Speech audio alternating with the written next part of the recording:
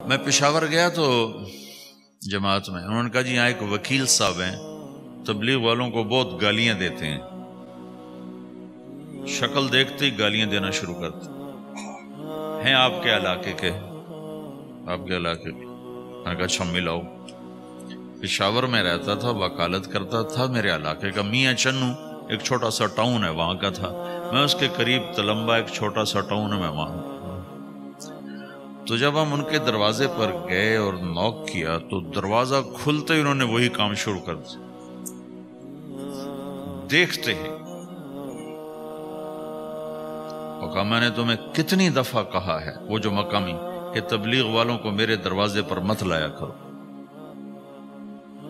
تو اب بتاؤ، میں اگر یہ تبلیغ کے رگڑے نہ لگے ہوتے تو میں تو 2 تھپڑ اس کے منہ پہ مارتا، یا مفتی صاحب کی طرف فتویٰ سناتا تو اسلام سے خارج ہو گیا ہے، توبہ کر۔ میں نے اس سے کہا بھائی میں تو تبلیغی بن کے آپ کے پاس نہیں آیا،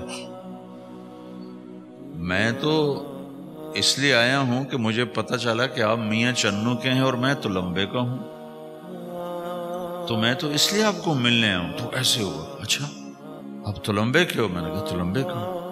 کہو اچھا بڑی مہربانی، فرمائیے۔ میں نے کہا فرمائیے ایسے تو نہیں ہوگا، گھر بٹھاؤ پھر فرمائیے ہوگا۔ تو اس نے دروازہ کھولا، ہمیں بٹھایا، میں نے کوئی تبلیغ کی بات نہیں کی،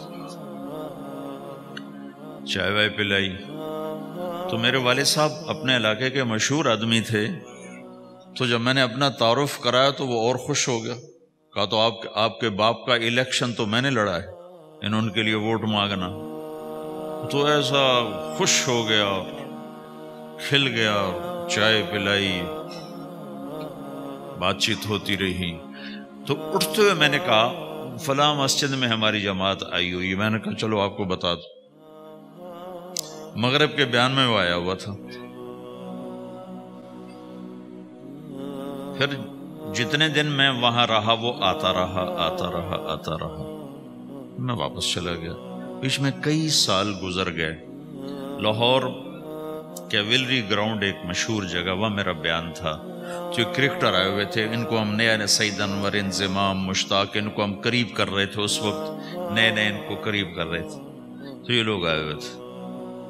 تو بیان کے بعد ان کو لے کر ہم ایک کمرے میں بیٹھے، اس کمرے کی دیوار شیشے کی تھی، تو لوگ اندر آنے کی کوشش کر رہے تھے، تو ان پہرے والے ان کو روک رہے تھے۔ تو اس میں سے ایک آدمی منہ اوپر کر کے میری طرف سے اشارہ کرے، تو میں نے دیکھا تو ایک آدمی کی بڑی داڑھی، اور وہ مجھے ایسے اشارہ کر رہا ہے، میں نے نہیں پہچانا۔ تھوڑی دیر کے بعد میں نے غور سے دیکھا تو وہ وہی وکیل صاحب پشاور والے۔ میں نے کہا وہ ان کو اندر بلاؤ۔ وہ اندر آئے تو میں اٹھ کے ملا، کہنے لگے یہ دیکھو یہ تمہارا ایک گشت، میرا وقت بھی لگ چکا ہے، بدنوں کا چلہ لگا ہے یا 3 چلے لگے ہیں۔ تو جو دیکھو نا، آپ میں سے کئی لوگ پھیری لگاتے ہیں، جس کو گجرا پھیری لگاتا ہوں، پھیری میں پہلے سمجھا ہی نہیں، فیری تو کہتے ہیں چھوٹے جہاز کو جو سمندر میں چلتا ہے، میں سمجھا یہ فیری لگاتے ہیں، فیری، اور وہ تو گجراتی میں فیری کہتے ہیں پھیری کو۔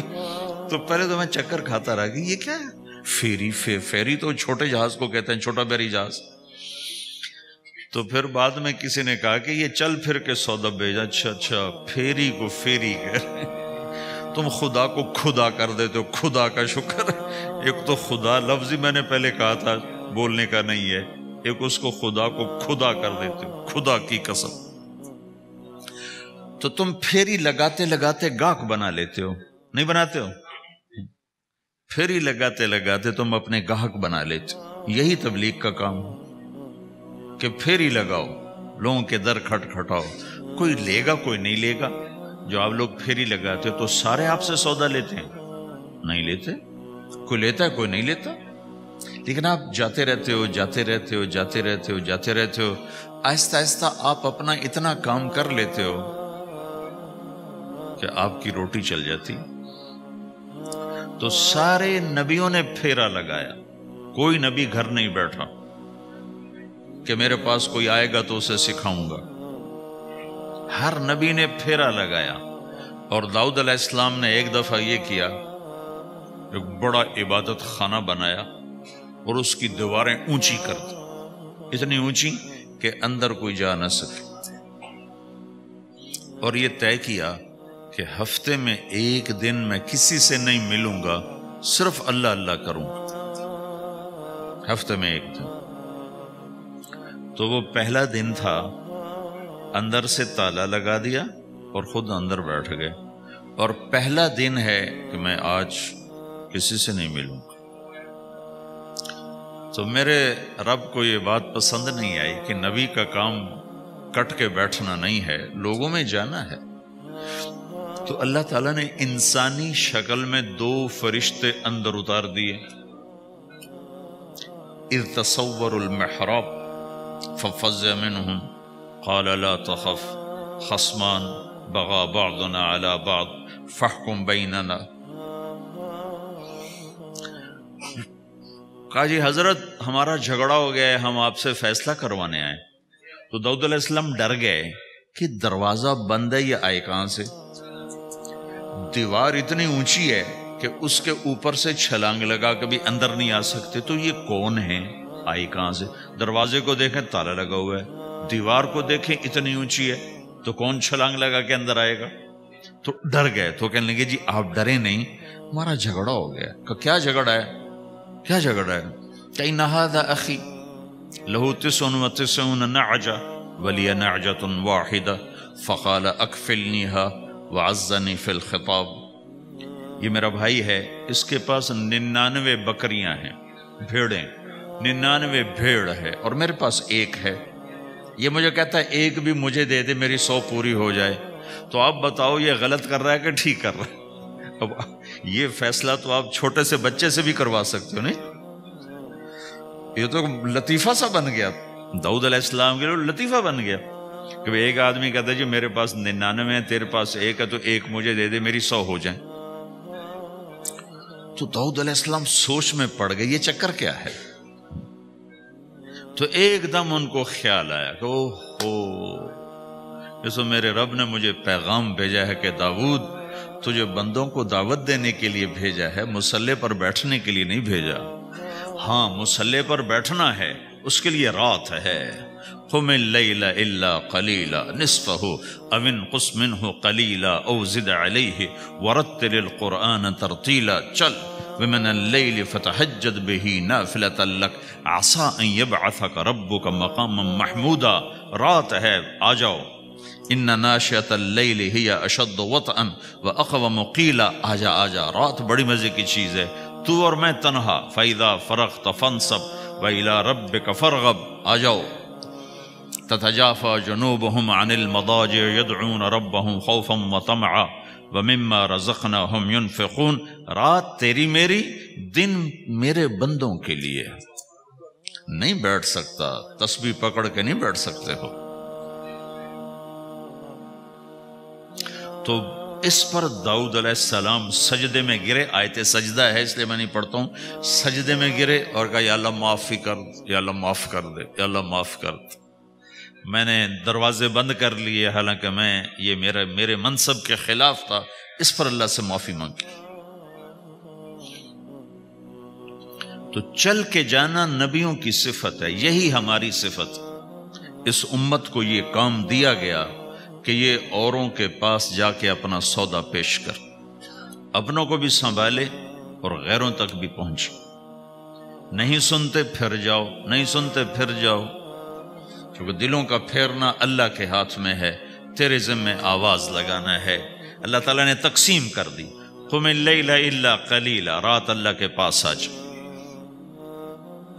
دن میں کیا کر، ان لک فی النہار سبحا طویلا، تیرا دن میں کام بہت زیادہ ہے۔ سبحا طویلا، دعوت کے کام کو تیرنے سے تشبیہ دی ہے۔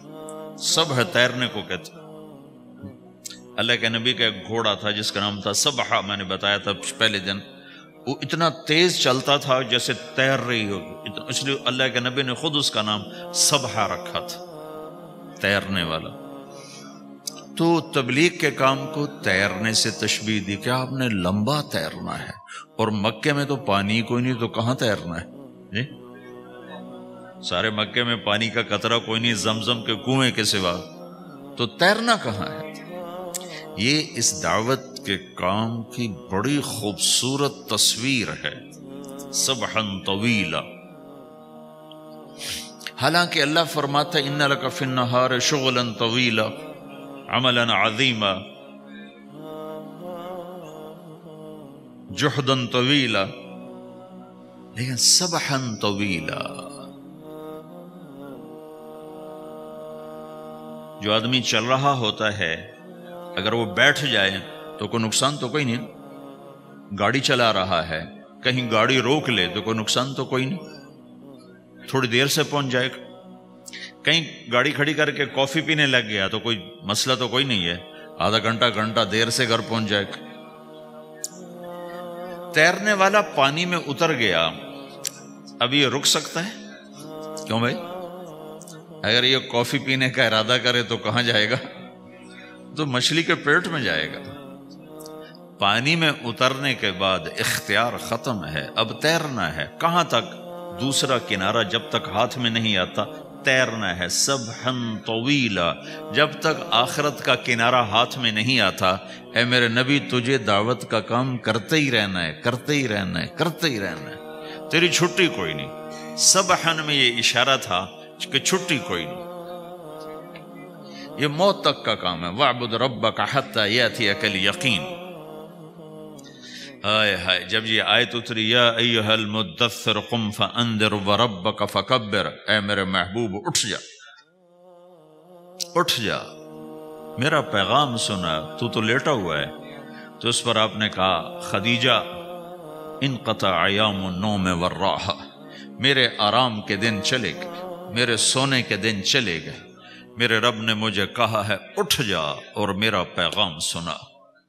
تو اس وقت تو کوئی جاننے والا نہیں تھا، تو پہلے آپ چپ کے بات فرما رہے تھے، پھر اللہ نے کہا کھل کے کہہ۔ تو پھر آپ نے کہا میں خدیجہ میں کس کو کہوں، میری کون سنے گا؟ من ادعو من یستجیب۔ تو حضرت خدیجہ نے عرض کی یا رسول اللہ آپ دعوت دینے میں پہل کریں، میں لبیک کہنے میں پہل کرتی ہوں۔ تو بھائیو، دعوت ہمارا سرمایہ ہے، دعوت سے ایمان بنتا ہے، ایمان سے عمل بنتا ہے۔